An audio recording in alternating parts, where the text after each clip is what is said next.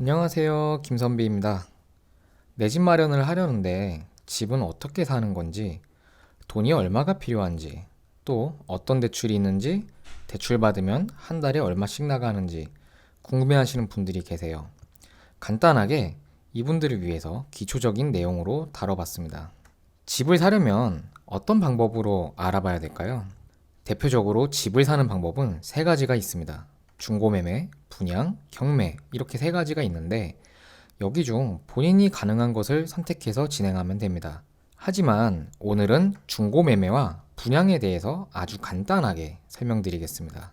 분양은 LH, SH, 그 외에 건설사에서 진행을 하며 만약 내가 당첨이 돼서 계약을 진행한다면 계약금, 중도금, 잔금 순서로 진행을 하게 됩니다. 계약금은 통상적으로 10%, 중도금은 집값의 퍼센트로 나눠서 그리고 나머지 잔금을 치르게 됩니다. 이러면 내 집 마련이 되는 겁니다. 단, 중도금의 경우 중도금 대출을 따로 알아봐야 되고 분양의 경우에는 보통 건설사와 연결된 은행이 존재를 합니다. 그리고 청약은 상황에 따라서 중도금 없이 계약금, 잔금으로만 치르는 경우도 있기 때문에 분양을 하시는 분들은 공지를 꼭 확인하셔야 됩니다. 또한 장점이라면 계약금에서 잔금까지의 기간이 아주 긴 편이기 때문에 잔금을 준비하는데 어느 정도 여유가 있다는 부분입니다. 만약 나는 신축이 좋고 주변 시세 대비 70%에서 80%를 분양받고 싶다는 분은 분양을 선택하면 되겠습니다. 중고매매는 당연히 사람이 살았던 집을 매매하는 거고 계약금, 중도금, 잔금을 치르게 됩니다. 상황에 따라서 중도금이 없을 수도 있습니다. 또한 개인과 개인의 거래이기 때문에 계약 당사자가 맞는지 꼭 확인하셔야 됩니다. 그리고 등기부등본을 통해 집에 문제가 없는지 체크도 해봐야 됩니다. 아무래도 중고매매는 이 외에 알아봐야 하는 것들이 되게 많습니다. 그렇기 때문에 꼭 공부를 하고 접근하는 것이 좋습니다. 자, 만약 나는 지금 당장 집을 사고 싶고 내가 원하는 위치 그리고 내가 원하는 가격이 있다면 중고매매를 하시면 됩니다. 자, 그러면 나는 집을 선택을 했거나 청약에 당첨이 되었다면 어떤 대출들이 존재를 할까요? 정책 모기지 대출 중에 주택금융공사에서 진행하는 보금자리론과 디딤돌, 그리고 시중은행 상품 대출이 있습니다. 그렇다면 시중은행 대출과 정책 모기지 대출의 차이점이 무엇이 있을까요? 시중은행 대출은 신용 등급에 따라 대출 금리가 달라질 수 있습니다. 하지만 정책 대출은 신용 등급에 따라 차이가 없고 평생 고정금리입니다. 지금 현재 서울과 경기도는 조정지역과 투기과열지구가 대부분입니다. 그러다 보니 시중은행 대출 비율이 좀 작게 나오는데 정책 모기지 대출은 규제지역이어도 조건에 맞다면 LTV 비율이 높은 장점이 있습니다. 그래서 오늘은 보금자리론과 디딤돌에 대해 간단하게 설명드리겠습니다. 보금자리론의 자격 요건으로는 부부 합산 연소득 7천만 원 이하, 신혼부부의 경우 8,500만 원 이하, 그 외에 추가 소득이 존재합니다. 그리고 무주택자, 디딤돌의 부부 합산 연소득은 6천만 원 이하, 생애 최초 신혼 경우에는 7천만 원까지, 추가로 2자녀 이상 7천만 원 이하입니다. 그리고 무주택자, 주택도 조건이 있습니다. 보금자리론의 경우에는 주택 가격이 6억 원 이하, 디딤돌은 5억 원 이하입니다.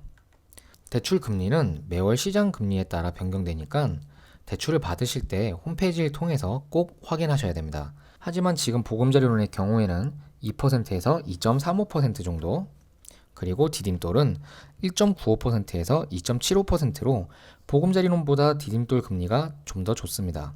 대출 한도는 보금자리론은 LTV가 70%까지, 여기서 이제 LTV란 주택 가격 중 얼마나 대출을 받을 수 있는지 알려주는 기준을 말합니다.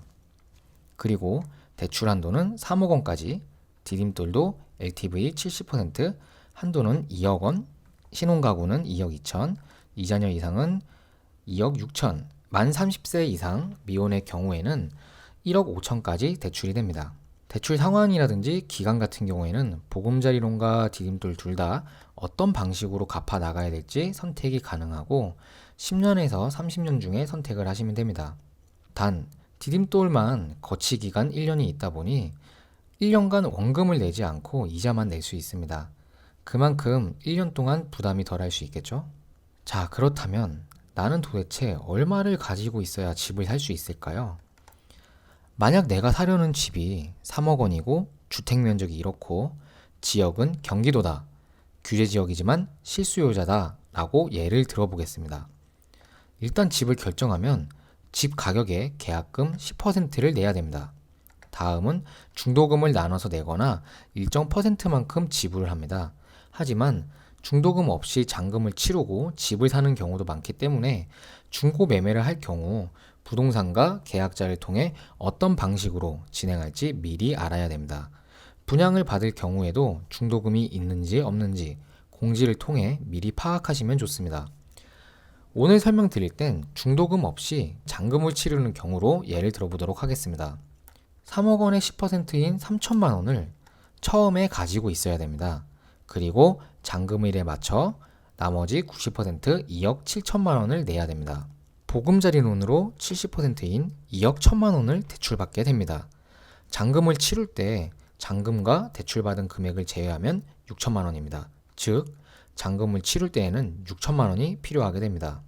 정리를 하자면 보금자리론으로 2억 1천만 원 대출을 받고 계약금, 즉 보금자리론 70%를 제외하고 9천만 원 정도는 가지고 있어야 됩니다.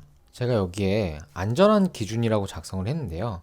저렇게 작성한 이유는 상황에 따라 다른 방식도 존재합니다. 예를 들어 분양 당첨되었는데 시중은행에서 주변 시세를 기준으로 감정가라는 걸 측정할 수 있습니다. 집당 감정가 대출은 시중은행으로 진행을 하게 되면은 5년 또는 6개월 변동금리로 진행할 수가 있습니다. 그리고 분양 상황에 따라서 보금자리론과 시중은행 감정가 대출을 동시에 진행 가능하게 됩니다. 그렇다면 보금자리론은 2억 1천만 원 대출을 받고 감정가 대출로 나머지를 받으면 계약금 10%만 필요하게 됩니다. 단, 이 방법은 상황에 따라서 매우 다르기 때문에 여러분들이 충분한 정보와 가능 여부를 판단을 하셔야 됩니다. 자, 그렇다면 보금자리론 70% 대출 받으면 한 달에 얼마가 나갈까요? 금리는 아낌이 보금자리론 30년 만기가 2.5%로 예상을 하겠습니다. 그리고 원리금 균등 상환 적용하고 원금이 39만 원 정도, 그리고 이자가 43만 원 정도, 한 달에 82만 9천 원 정도가 나가게 됩니다. 저 같은 경우에는 원금은 저축하는 느낌으로 내고 있고 이자는 월세를 내는 느낌으로 지금 유지하고 있습니다. 자, 오늘은 간단하게 어떤 방식으로 접근하면 될지에 대해서 정리를 해봤는데요. 기초만 설명드린 거기 때문에 기회가 된다면 나중에 하나하나씩 자세한 내용을 추후에 다루도록 하겠습니다. 이상 김선비였습니다. 구독과 좋아요 부탁드립니다.